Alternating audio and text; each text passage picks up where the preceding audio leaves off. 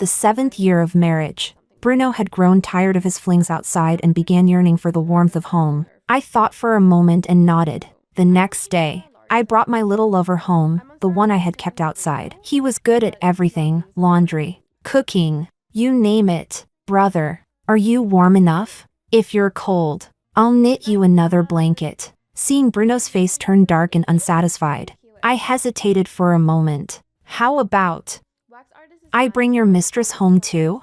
Chapter 1. When I discovered that Bruno had poked holes in the condom, he didn't even bother to hide it, he just tossed it in front of me. I want a family, he said. Quit your job, Miriam. From now on, I'll provide for you. You don't have to work so hard anymore. I looked at the condom on the floor and suddenly laughed. Bruno and I had a marriage of convenience, a family alliance. For couples like us, plastic and hollow, we should have had a child 2 years before the wedding and a second one a year after. Nothing more than a means to strengthen our shared interests. It wasn't unusual for people in our circle to have lovers outside their marriage. As long as no one made a scene, that was the unspoken rule. But during those 2 years, Bruno made a spectacle of himself for his little lover. He'd come home to throw harsh words at me, telling me to give up, that his heart belonged to someone else. Then one day, he went to the wrong address and broke into the wrong apartment, our so-called wedding home, and got arrested. When I bailed him out, my mother-in-law was mortified. She held my hand and gave me 2 major business projects. She comforted me, saying, Bruno's still young and foolish. Once he matures, he'll realize the value of a home. Looking at the figures on those contracts, I tearfully accepted my foolish husband in his 20s. The profits from marrying into his family were so tempting that I could endure Bruno's mistresses taunting me again and again. For money, I could tolerate it. After all, I wasn't exactly innocent either. Fortunately, my own lover was far more tactful, refined, educated, skillful in every art, capable of hosting guests and managing a home. Over 7 years, Bruno occasionally came back to dine or stroll with me, showering me with extravagant gifts, just to make his lover jealous and prove his own importance. Whenever the girl beckoned, he'd rush to her like a drooling dog. The topic of having children never came up again. I never expected that. 7 years later, Bruno would suddenly bring it up. Miriam, we should have a child. I replied decisively. I can't. He froze, clearly not expecting my refusal, and stayed silent for a long while. I turned and went into the study, focusing on the acquisition proposal on my computer. This project was crucial. If I secured it, I'd finally stand firm on my own, no longer having to bow to the old men in the company or tolerate Bruno. My mom was right, he said, leaning against the door. I used to be immature. Coming home after work to a hot meal and a bit of warmth isn't so bad. I looked up at him, but my mind was on his mistress. What had gone wrong between them this time that sent him crawling back to me? Seeing the sincerity in Bruno's eyes, I didn't argue. I simply nodded thoughtfully, closed the study door, and went back to my work. The acquisition mattered more. As for Bruno, if all he wanted was warmth, a little haven for his wounds, that was easy enough. Coincidentally, my lover had recently been hinting that he wanted a title, even if just as a concubine. He was polite, warm-hearted, and good at everything. He'd recently been love-struck, depressed, and lonely. I enjoyed his delicious cooking and, watching the young man subtly flaunt his figure, I smiled and stroked his head. Move into my place tomorrow. Ryan's eyes lit up. His breathing quickened with excitement. I patted his cheek. My husband lives there too. Get along with him and don't cause trouble. Chapter 2. A hint of grievance flashed across his face, but he quickly comforted himself. It's okay, sis. I'll get along well with your husband. I won't let these little things make you sad. The real homewrecker is the one who's unloved. As long as I have a place in your heart, that's enough. Even though his words were dripping with pretentious coquette energy. Damn, it felt so good. His hand kept moving upward. I looked at his perfectly toned muscles, the veins bulging on his hands, and the flush on his ears. Permission granted. Ryan's cooking was flawless, in every sense of the word. As I grabbed my laptop to head to work, I slipped the house key into the pocket of his apron, reminding him, "You're staying tonight. Make a few more dishes." Give it that homey warmth. Let it really feel like home sweet home. The acquisition project had everyone on edge. The whole company was swamped. Back-to-back meetings without pause. When Bruno burst into my office, I glanced at him coldly, suppressing my irritation.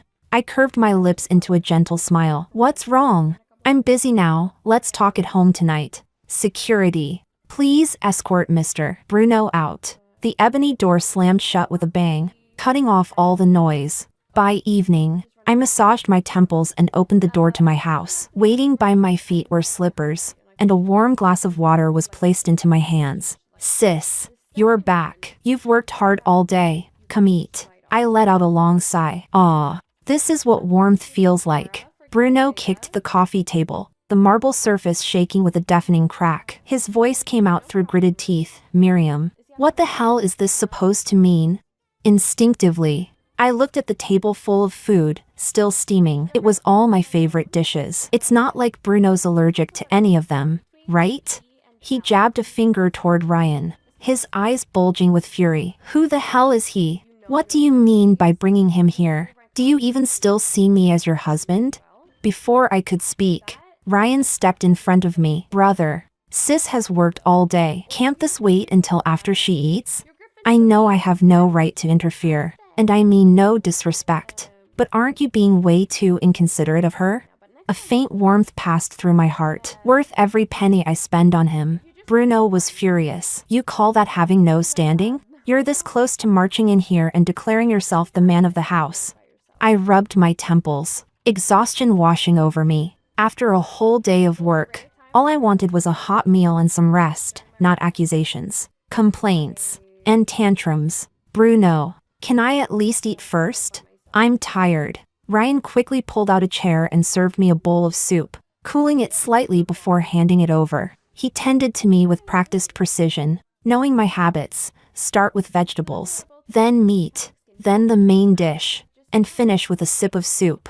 Bruno stood there stiff, like a rooster grabbed by the neck. Ryan had to call him over to eat. Brother, try this one. Sis said I make it really well. Brother, if you have any food preferences or allergies, just tell me. I'll learn whatever you like. I want to make sure you really feel the warmth of home. When I finally finished eating, Bruno gritted his teeth and hissed. So this is the warm home you promised me. I glanced at Ryan, who was dutifully washing dishes and preparing foot baths, and looked at Bruno in confusion. Hot food, the scent of home, seems right to me. Despite his young age, Ryan was efficient and thoughtful, even preparing Bruno's foot bath. Brother, is it warm enough? If you're cold, I'll knit you another blanket. Bruno looked at the overly attentive young man and felt so disgusted it was like he'd swallowed shit. He suppressed his fury. Miriam, you know damn well that's not what I meant.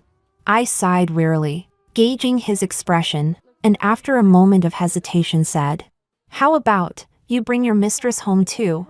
Chapter 3. The footbath bucket was kicked over with one violent blow, and Bruno stormed out. Finally, I could sink my feet into the hot water with a sigh of relief, thinking that hiring Ryan was the best investment I'd ever made. Ryan didn't even frown. He quietly cleaned up the mess, his expression showing no frustration over picking up the pieces, only the determination of a man ready to rise to the top. Ah, the hearts of men are like needles at the bottom of the sea, impossible to read. Unfortunately, until I secure that acquisition deal, I still need to fish out this particular needle named Bruno. I have nothing to do with him anymore. You don't need to come looking for me again. The typical tragic drama heroine, drunken father, sick mother, and a broken heart. I spent a fortune bringing her home, feeding her well, giving her comfort, just to help Bruno feel the so-called warmth of family. When I got back, the scene looked like a three-way standoff. Bruno was sitting on the sofa, chest heaving, looking like he was about to spontaneously combust. The young woman stood in the living room, face turned away stubbornly. We've already broken up. Stop bothering me. Meanwhile, Ryan was happily cooking in the kitchen, completely carefree, occasionally poking his head out to ask, brother, do you eat cilantro? Sis doesn't like it, but if you do, I'll make a separate dish for you. The girl spotted me and burst into tears. Madam, just because you have power and money, does that mean you can humiliate others like this? Ryan turned off the stove, crossed his arms, and leaned lazily against the counter, his eyes full of mockery and mischief. Lady, you can't have it both ways. You can't take Sis's money and still act like your pride's worth something. Love affairs are the same within a marriage. The unloved one is the real homewrecker. But once you become the third wheel, you'd better own it. Like me. He even sighed dramatically, shaking his head and clicking his tongue at Bruno. Brother, your taste in women is really something. I looked at that same stubborn girl, still pretending to be strong. She wasn't even that young, just 2 years younger than me. But she hadn't grown at all. 7 years ago, it was the same. 7 years later, nothing had changed. Back then, Bruno was in his early 20s, ambitious, radiant, a promising young man who didn't mind flattering his sweet, naive girlfriend. Now, in his 30s, he no longer wanted youthful passion but a steady partner, a harbor to rely on. How could anyone still believe in a man's idea of love? 7 years, and she never thought of improving herself. Never tried to use Bruno's connections to build a career. All she ever wanted was his so-called love. That hollow, useless thing. No wonder she could only stand here now, stubborn on the surface but helpless underneath, waiting for Bruno to give in. I waved my hand, signaling the driver to take her home, and even slipped her a card. Take it, you've earned it. Without her years of entanglement with Bruno, I'd never have been able to focus so fully on my work. After a moment, I added kindly, depending on a man will never get you far. The only thing that matters is the power you can hold in your own hands. Ryan tactfully handed me a cup of hot water. Brother, we're out of soy sauce. I'll go buy a bottle. Bruno ran his hand through his hair in frustration, pointing toward the two leaving figures, his mouth opening and closing with nothing to say. I was a bastard before, but I know I was wrong. Miriam, end things with that man. This situation is shameful. People will laugh at us. Maybe seeing me lower my head in silence gave him confidence. He continued tentatively. Honey, maybe you could quit your job? My parents want a grandchild. It's time we had a baby too. Lowering my gaze, I looked at the company group chat celebrating the acquisition victory, generously sending 30 red envelopes in a row. Leaning back in my chair, my body relaxed, toes swaying lazily. I said slowly, let's get a divorce. Chapter 4. Bruno shot up from his seat. What did you just say? Say that again? I rarely looked at him so carefully. With calm, deliberate clarity, I said, Bruno, let's get a divorce. You want a divorce just because I told you to cut ties with that guy, quit your job, and have a baby? Miriam, don't forget, you should have done this long ago. He was right, I should have. Though it was a marriage of convenience, when I was barely in my 20s, I still had naive dreams of love. I wanted to make this marriage work, if not affectionate, at least respectful. But reality? Everyone in Beijing knew that on our wedding night, the groom spent the night outside his little lover's apartment. I sat alone in our empty home. From dusk till dawn, I cried.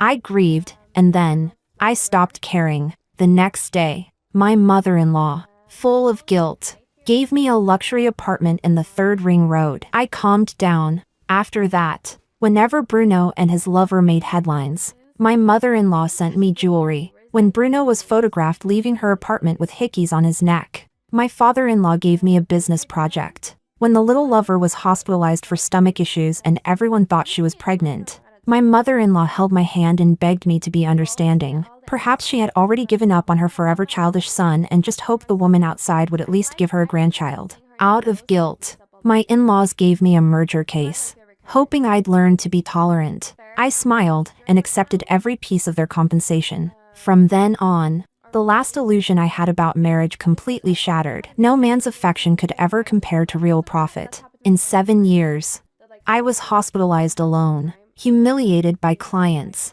scolded by elders for being incapable, and cried in the dark countless nights. Step by step, I built myself up until people called me Boss Miriam, not Mrs. Bruno, and now he expected me to throw it all away just because he got bored of fooling around? Bruno, let's at least keep this dignified. Our dirty laundry had long been public. Some people once envied him, envied that he had such a composed, capable wife. He used to say, yeah, she's great, doesn't cry, doesn't complain, doesn't make trouble, and she looks good when I take her out. Bruno stood there, dumbstruck, mouth open with nothing to say. Before he could speak, Ryan grabbed his hand, empty-handed but brimming with confidence. Brother, thank you for giving us your blessing. When will you divorce? Tomorrow. Maybe? I'll make an appointment with the registry right now. Don't worry, brother, when I marry sis, I'll invite you to the wedding. We'll even keep a room for you. You'll finally get that warm home you wanted.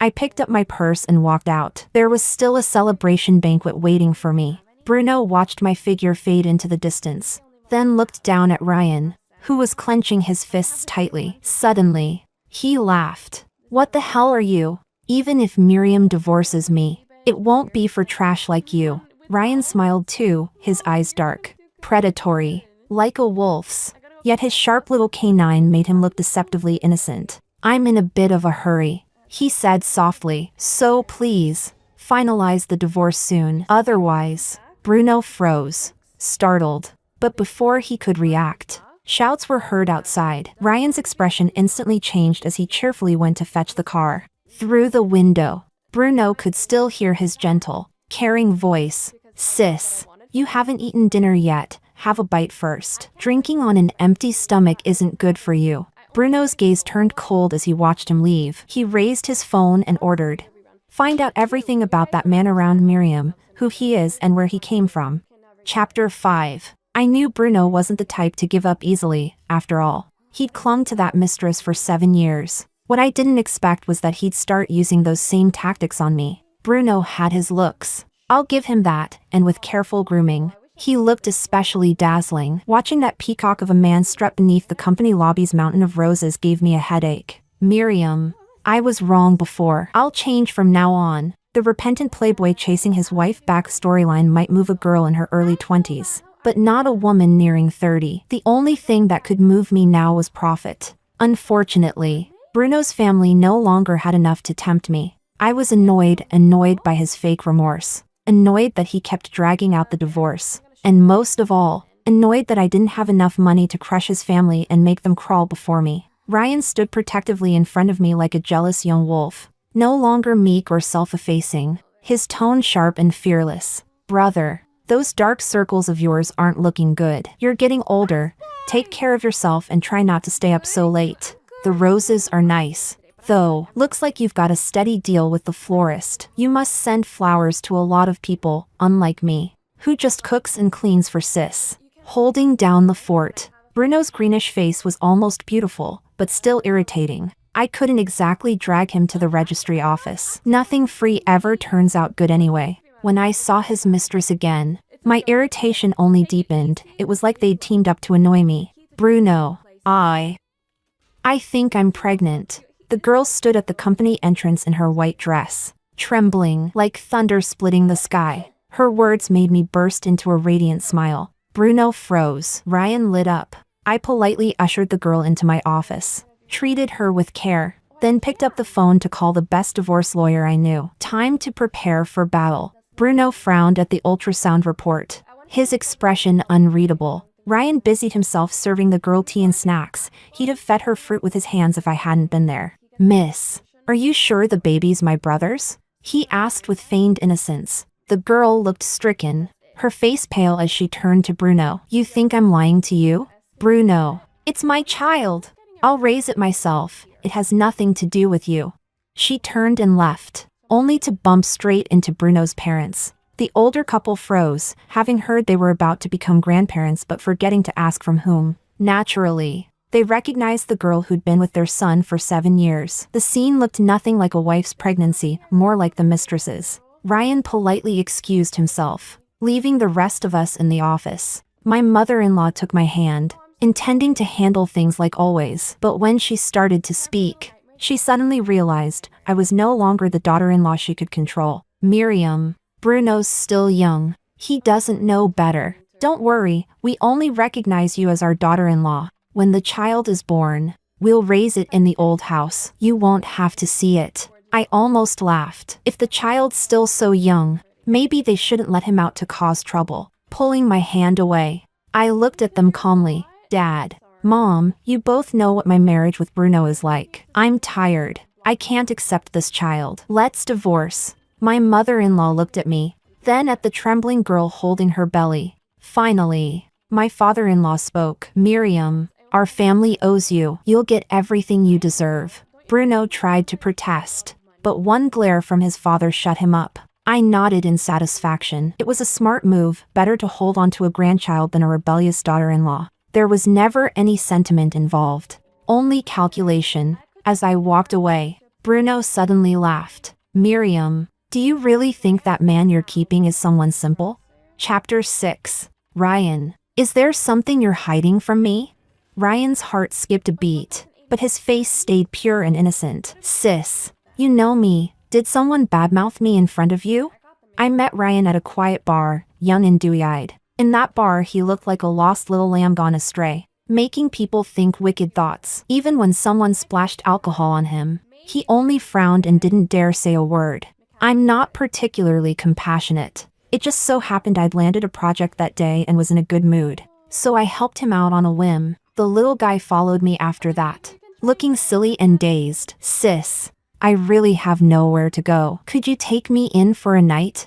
Once led to twice. Twice led to thrice. When I learned Ryan had just turned 18, I actually felt a rare pang of shame, ashamed before the nation for plucking such a tender bud. Who knew Ryan was even more sensitive about his age than I was? He'd cry whenever it was mentioned, and in bed he'd thrust with fierce abandon, as if refusing to face it. Before I officially kept him, I asked about his family. My parents are divorced. I live with my mom. She doesn't have a job, and my dad doesn't want to take care of me. So I ran off to the bar to fend for myself. I also have an older brother. He's 9 years older than me and busy with work most of the time. The private investigator's report didn't differ much from what he'd said. Single parent. Poor, but quite good-looking college boy. That was the label I put on Ryan. But Bruno's words still somehow got under my skin. Anyway, the divorce went through, and the one happier about it than me was Ryan. Possessed by a man-eater vibe, he pushed to be given a title. Sis,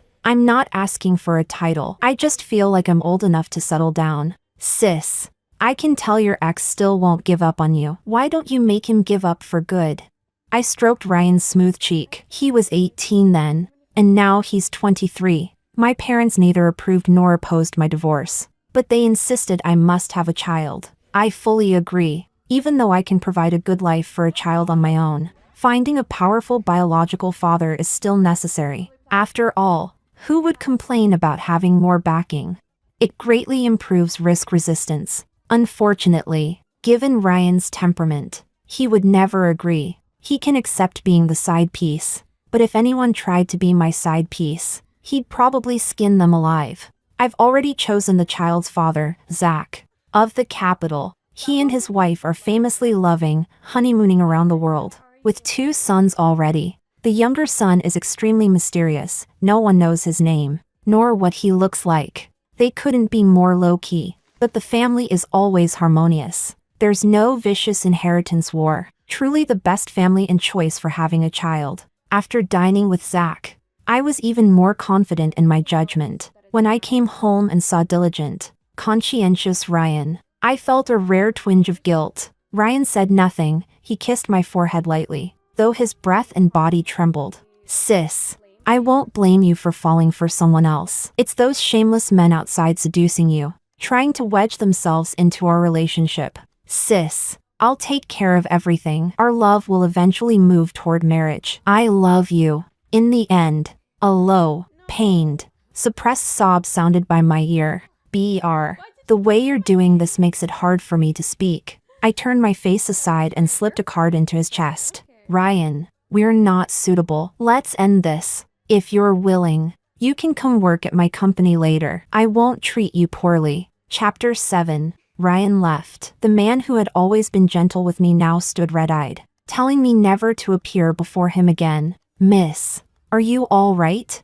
I snapped out of it and looked at the man in front of me, smiling apologetically. Sorry, I was just thinking about my younger brother. Yes, my brother. He threw a tantrum and ran away. Zach nodded in understanding. his tone unusually talkative. "You've had it rough. My brother's the same way. A few years ago, he suddenly moved out without a word, wouldn't let anyone ask questions or look for him. Recently, he even said he was getting married, but when he came home the other day, he didn't say a word, just sulked with a terrible temper. No one dares ask what happened. Every family has its troubles." At least Ryan knew how to soothe himself. Perhaps seeing me distracted, Zach didn't press further. The soft clink of a coffee cup broke the silence. "Miss, you're an excellent woman and a great business partner, but I don't think we're suitable. Rather than forcing something, let's talk about the next phase of our collaboration." I looked at the man before me with genuine admiration. No wonder his parents carried themselves with such grace. Their children were as valuable as gold.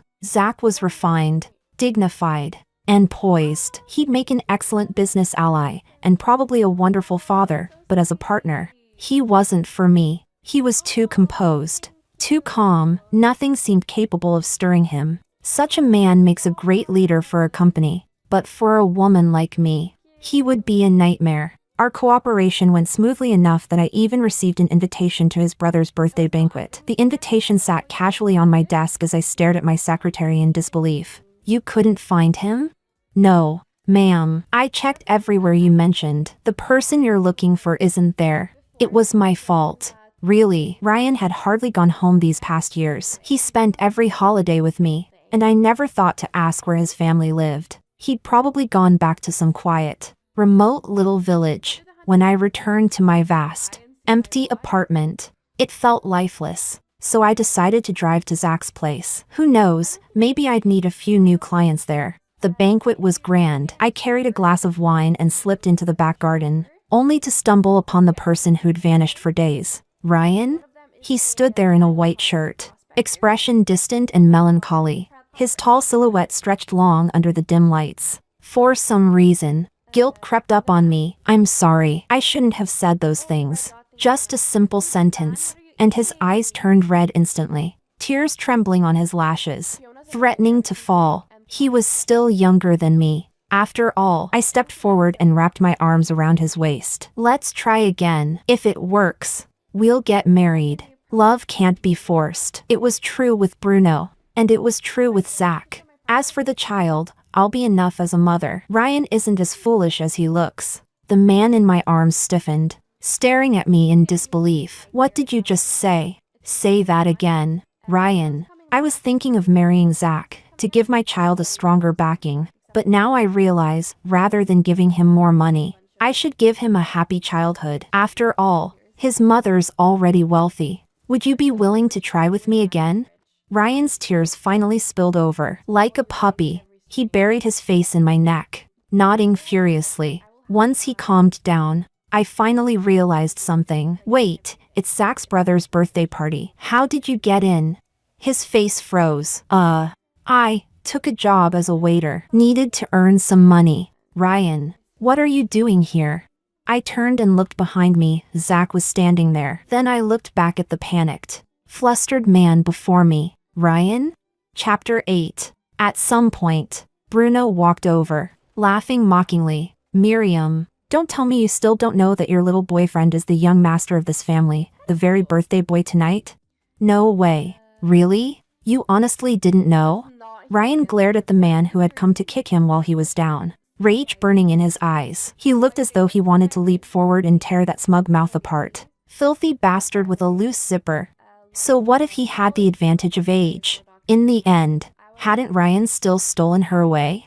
Zach, hearing this, immediately understood everything. His younger brother's strange behavior over the past few days finally made sense. I accepted the glass of wine with a smile, my gaze drifting lazily past Ryan. "Miss," Zach said with a polite chuckle. "It's a bit embarrassing to admit, but my parents divorced when they were young. Even after reconciling, they never remarried. Ryan took our mother's surname. I live with my mom. She doesn't have a job. My dad doesn't want to take care of me. My brother's always busy with work." Not a single sentence was a lie, yet not one was the whole truth. He truly mastered the art of spring and autumn diplomacy, half-truths that hid daggers. "And your relationship with my brother?" I asked coolly. "Oh, nothing much." The man beside us immediately panicked. stomping his foot like a child. How is it nothing? Who says it's nothing? You just proposed to me a minute ago. I turned my head and smiled. Did I? I don't remember. I still have business to attend to. Excuse me. Zach chuckled, clearly amused by his brother's flustered state. Well, isn't this your almost fiancé? Ryan, furious, stomped hard on his brother's foot. It's your fault. Why did you have to call my name? Who said you could call my name? If you hadn't called me, I'd already be gone with her by now. We'd be married tomorrow. She already thinks I'm too young. It's not my fault our parents had me later. Now that she knows I lied, she'll never be with me again. And you even had dinner with her. Went on a date. Ugh. Zach looked at his brother's dramatic outburst and couldn't help but sigh internally. One creature conquers another. What a pair. I have to go back. Ryan huffed. I have to stay with her. I can't let those drooling dogs outside get their chance. When Ryan came trotting back to my place, I neither agreed nor refused him. The moment he entered, he went straight to the kitchen, busily cooking, and then carried his luggage back to the bedroom, like a little wolf cub sniffing around his territory. He roamed the apartment, only relaxing once he confirmed there was no other man's scent. I couldn't help but chuckle softly. So I'd been wrong. He wasn't some poor, single-parent college boy after all, but a wealthy young heir from the capital. And to think, he played the part so well. No title, no complaints, spending years cooking, cleaning, and working his way up until he even replaced my ex. Then he knelt down on one knee, looking up at me, resting his face obediently in my palm. Sis, I was wrong. I shouldn't have hidden the truth from you. That deceptively innocent face made my thoughts blur for a moment. From what I'd heard, from Zach, from others, the young master of the family was anything but obedient. Yet somehow, Ryan always gave me that impression. Tilting his chin upward with my fingers, I asked softly, so, young master, was it fun lying to me? He smiled faintly. And you, sis, if you'd known I was a rich second generation, would you still have been with me? Of course not. After all, I only wanted a beautiful, sweet lover, not trouble. Sis, what did I do wrong? I just wanted you to give me a home. Why won't you look at me? Is it just because I'm younger? But I've got more stamina than they do. I'll live longer than they will. Sis, as long as you'll have me, I'll do anything, just don't make me leave. Please. I sighed deeply. He still didn't understand. Ryan, age isn't the problem. The problem is what you have in your hands. Chapter 9. When I put Ryan on the plane, I couldn't tell if there was more resolve or more pleading in me. Wait for me, please. I nodded vaguely, murmuring non-committal responses, then turned my head toward the cooperation proposal Zach had sent me and smiled in satisfaction. If Ryan were just a poor college boy, being with him would have been simple. I'd hold absolute control in the relationship. But Ryan wasn't. He was the youngest son of a powerful, wealthy family, with Zach and an entire dynasty standing behind him. His family might trust me to work with Zach, but they would never trust me to be with Ryan. This relationship, though it looked like I held the reins, was in truth a game of family politics. But I hadn't clawed my way to where I am just to fall into another web of control. What I didn't expect, however, was that deceit always comes at a price. Watching him at home, dutifully performing both the boyfriend role and, with equal dedication, the girlfriend role, I could only think, don't you have classes? Why did he come every month? MIT hardly seemed like a diploma mill, but judging by how often he appeared, it might as well have been. If you're willing to make the time, there's always time, he said. Ryan noticed the shift in my tone immediately. Sis, are you getting tired of me? Or, have you found someone else? Does he know about me? Can I go say hi to him? I don't mean anything by it. I just want to meet him, to learn what he likes, so I can cook food that suits both your tastes. How old is he? Is he impressive? I pushed his face away, speechless. But when I saw the dark circles under his eyes, my heart softened again. Stop overthinking, there's no one else. Go get some sleep. After that, Ryan became noticeably busier, as if something invisible was chasing him from behind. He finished a 4-year degree in 3 years and graduated with honors. Halfway through, he even started a company. Unlike his family's traditional manufacturing business, he boldly ventured into the tech industry. The tailored suit accentuated his lean, youthful frame. The trench coat draped over his shoulders gave him a sharp, commanding presence. With a faint, polite smile, he mingled with the hosts of the summit, his aura radiant and cutting. When I unexpectedly saw him at an industry conference, I almost didn't recognize him. Not until his eyes found mine, changing instantly into that same clingy, possessive look I knew so well. Did it feel real again? Ryan was growing at an astonishing pace. No one could predict his limits, only that his future gleamed brilliantly. Beneath that polished exterior, Ryan was terrifyingly intense. The softness of his three-piece suit became his accomplice. He thrust with ruthless strength,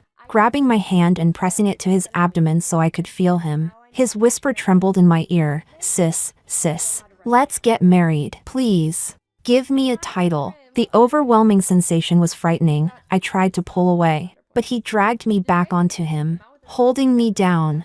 I gasped sharply. It was too deep. Miriam, think about it, he murmured, his voice low and rough. I'll grow up.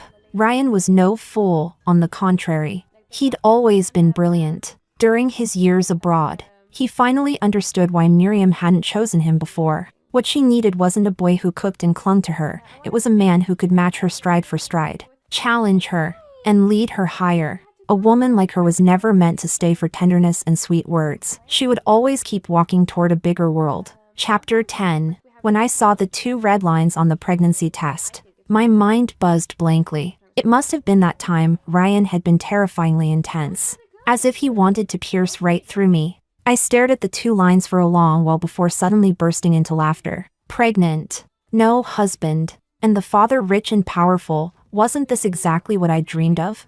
I hadn't even had time to execute my runaway with the baby plan before Ryan caught me at the airport. He held my prenatal report in his trembling hands, his eyes bloodshot. Miriam, I'm going to be a dad. I stared at the man crouched before my belly, reading prenatal education books with great concentration, completely baffled. How did he even know? The hospital where you had your checkup, it belongs to my family. Right. I'd nearly forgotten that this new money rising star actually came from old money. Ryan's gaze locked seriously onto my slightly rounded belly. Inside it was his claim, his bond. Once the child was born, he and Miriam would be tied forever, no matter what. Even if she refused to marry him, the child was still his. Was it wrong for him to want to see his child? Of course not.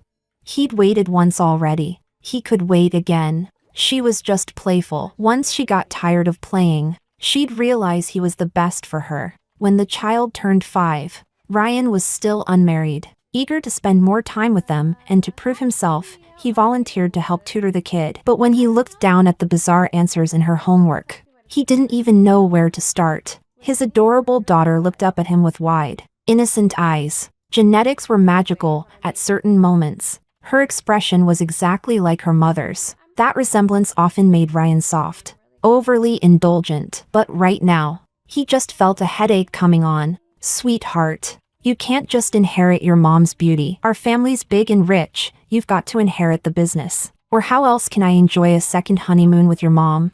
When the child turned 7, Ryan was still single, at least legally. He leaned close to the woman absorbed in her work. Time had barely touched her. Motherhood had only added a gentle grace to her sharpness. He breathed in her scent, his heart full of cautious hope. Miriam, the baby's starting elementary school soon. Isn't it not great for her to be from a single-parent household?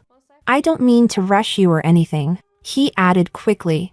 I'm just worried about the baby's emotional well-being. A harmonious marriage is better for a child's development. I couldn't help but laugh, seeing the seriousness and the nervous expectation in his eyes. My heart softened. All right. Fine, we'll do it. We'll get married tomorrow. Our daughter, watching her father's over-the-top reaction, sighed and shook her little head with exaggerated maturity. Daddy was too childish. When she grew up, she decided she'd be just like Mommy, powerful in a suit, commanding respect everywhere she went. And then she'd marry a prince and live happily ever after, on top of the world.